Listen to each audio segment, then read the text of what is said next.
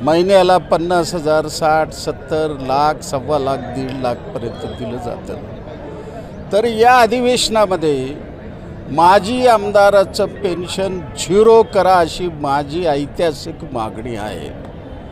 त्या जोडीला माझी दुसरी मागणी आहे, आज आपल्या राज्यामध्ये 288 आमदार, 78 विधान परिषदेचे आमदार, यांना सगळे भत्ते मिळून महिन्याला 2.5 लाख रुपये।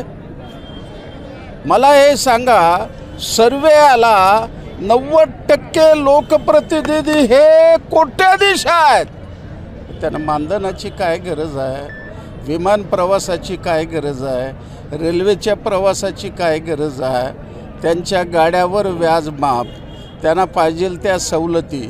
म्हणून आज मी मागणी करत आहे सरकारकडे, ताबडतोबीनं 50% त्यांच्या वेतनामध्ये कपात करा।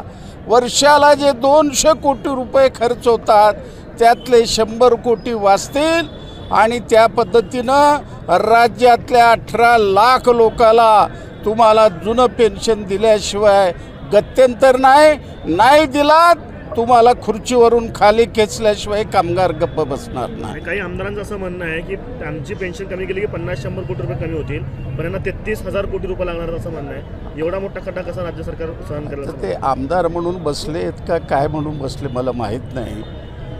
बजेट माझ्या पुढं आणा, 5 लाखाचं उत्पन्न आहे म्हणता, 7 लाख कोटीचं कर्ज आहे, एक साधं उत्पन्न घ्या 23-24चं, एक्साईजवर 25,000 कोटी। तुम्हाला मुंबई ही कुबऱ्याची नगरी आहे, या नगरीमध्ये 50,000 कोटी जमा करणं अशक्य आहे।